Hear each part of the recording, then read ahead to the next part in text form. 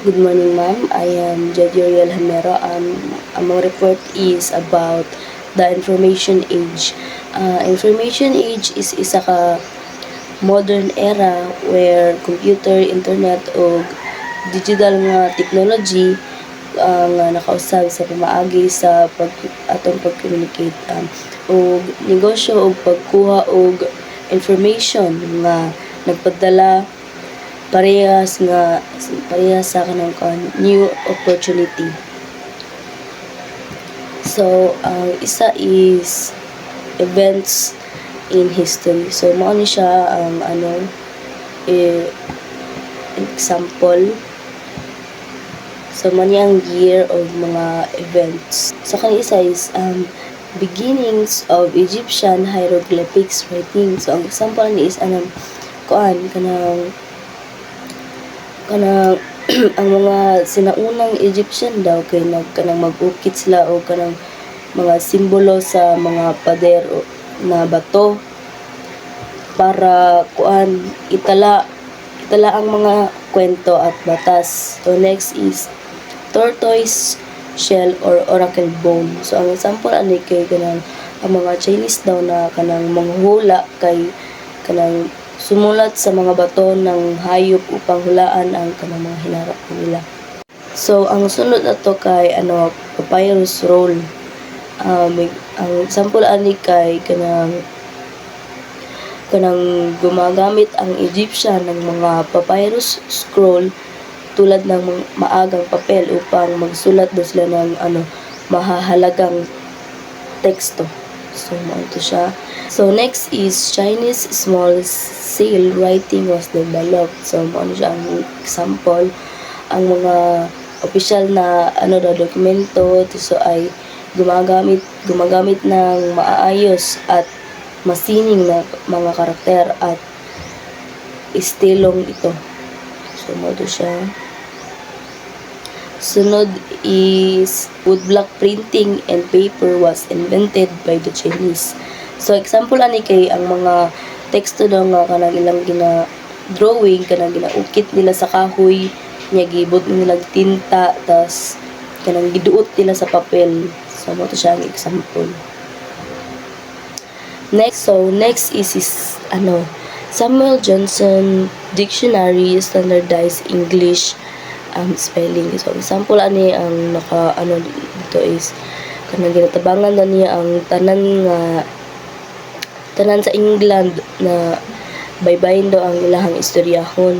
Pareha sila tanan sa parehong paraan. So next is research on persistence of vision published. So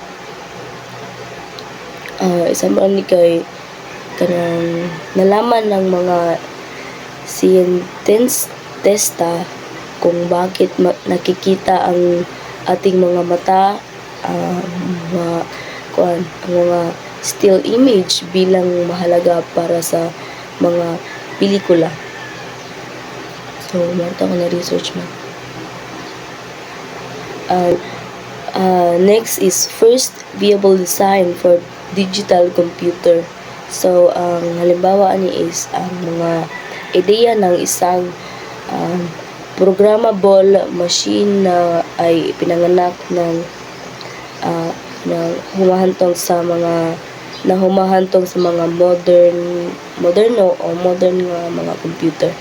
So next is kanang pag-imbento sa Telegram. Example ni kay kanang ang mga tao ay maaaring magpadala ng mga kanang maiikling message sa mga lungsod gamit ang Morse code. So next is motion picture sa screen. Example kay ang unang pagkakataon na nakita ng mga tao ang mga gumagalaw na larawan na naka-project na tulad ng mga naunang pelikula. So next is Dewey Decimal System. So example kay kanang Example kay ang aklat mga aklat ang mga aklat sa mga aklatan ay inaayos ayon sa mga madaling paghahanap. So, ito siya. Next is first magnetic recording were released. So, ito siya ang next. So, ang halimbawa ato is kanang mga sounds ng mga tingog kay pwede siyang pwede karon i-save o i-play o balik sa ibang pagkakataon. So, ito siya. Ang next is motion picture special effects were used. So, ang example ani is kanang nagsimula daw sila gamit mga trick ang mga pelikula para magpakita ng magic kanang session. So, ang next kay television camera tube was invented by Zworykin. So, ang example ani kay kanang makatabang ang invention na gawing possible ang pag-broadcast ng live na video. So, ang next kay first practical sound movie. So, ang example ni kay ganang sa wakas ay maririnig na ng mga madla at mga aktor na nagsasalita sa mga pelikula kanang wala nang mga tahimik na pelikula.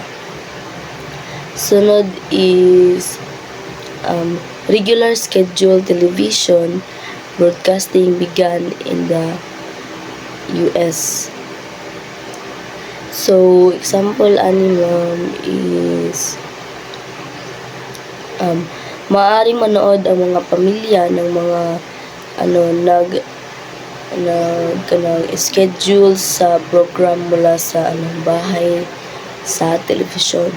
So, ang next is beginning of information science as a discipline. Example ni kay kanang ang pag-aaral kung paano tayo nag-iimbak o nagbabahagi at nag-unawa ng impormasyon ay naging isang agham. So ang sunod kay binary bash at hypertext. Example kay kanang nauna na nila nga kanang mga ink sa pagitan ng teksto tulad ng mga hyperlink sa mga website na doon. So, ang next is ENIAC computer was developed. So, ang example ani kay isang higanteng makina na ginamit upang mabilis na gumawa ng mga kalkulasyon, isa sa mga unang tunay na computer. Sunod is evolution of man and information. So, habang umunlad ang tao, sabay rin dumami at umunlad ang impormasyon. Sugod kita raw nagagamit ani, pero kalaunan ay natutunan natin itong ibahagi at pamahalaan. Katong 1960s hangtod 1980s, daghan na kayong nagagamit og impormasyon, so lisod na kayo siya i-control. So katong 1980 kay gitawag nini Richard Wurman na information anxiety o ang pagkabalista dahil sa sobrang dami ng impormasyon. Good day everyone, my name is David Jan Gatab. My report is Truth of Information Age by Robert Harris. Na-12 of Truth Information Age Robert Harris. Number 1, information must be complete. Kanang information must be complete is dapat ang information ni mo kompleto, dili siya kulang, dapat imong detail kompleto jud sa nan, kay kung kulang imong detail mo na maka-cause of misinterpret sa mga tao. Number 2, newer is educated withdraw. Kaning newer is educated withdraw is kung usa tay bagong impormasyon is mas accurate pa to siya kaysa sa old information. Kaning mas ginatuuhan pa sa mga tao tong new information kaysa sa old information. Number 3, selection is educated withdraw. Kaning selection is educated withdraw is kung asa ra ka interesado mabasa, mas katura imong kanang paniniwalaan. Kanang for example, mabasa kag news, kung kani ra jud imong basahon na article, mo jud imong tuuhan kay wala man ganing kuan sa uban, mas katura jud imong tuuhan bisag dili to siya full detailed. Number 3, media sell what is culture buys. Kaning media sells what is culture buys is kung usa to'y sikat, mas mo to'y gina-focus sa mga media instead of mga important news. For example, sa atong balita, ang gina-focus nila kay all about the sindikato na instead of that dapat ang gina-focus about global warming, climate change, dapat mga important news dapat. Number 5, the early words gets the perm. Kaning the early word gets the perm is kung isa to'y ga-release information mo to imong tuhan biskag ang basta information dili pa na siya tinuod pero ginatuuhan to siya mo na mokalat ang fake news. Number 3, you are what you eat, and so your brain. Kung usa dati ginakaon nimo mo pero to yung gawa sa imong pangunahuna. Kung health kuan daw, kung according to Robert Harris, kung health food din mo ginakaon, mas gawas sa mga nahuna kay all about mga maayong pangunahuna. Kung dili pud healthy kanang mga junk foods is napuda cause pud siya og negative mind. Number 3, number 7, anything great demand will be counterfeit. Kanang anything great demand will be counterfeit is kung usa tay popular design, yun din ang binibili ng mga tao. Kung sa sikat, mas katuil lang gina-focus, kung katuil lang ginapalit, ano amay para makasabay po sila sa trend.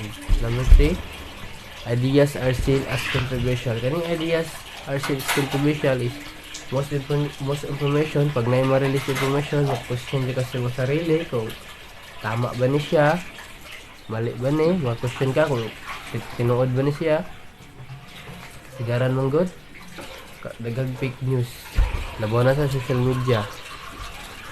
Number 9, undead information walks every on. Kaning undead information walks every on is yung misinformation is mukalat gyapon biskag dili tinuod, kanang mukalat gyapon siya biskag walay katuuhan. Number 10, media presence create story. Kaning media create story is ang imong attitude mulahi daw pag matatoka na ka og camera, especially kag kabalo sila ibalita sila mga artist, sigaran yani sigaran sa mga artist bago kay kuan sa media tapos nga dikit kuan nang buhay kabalo na pandi ay medyo labi day pagka maot.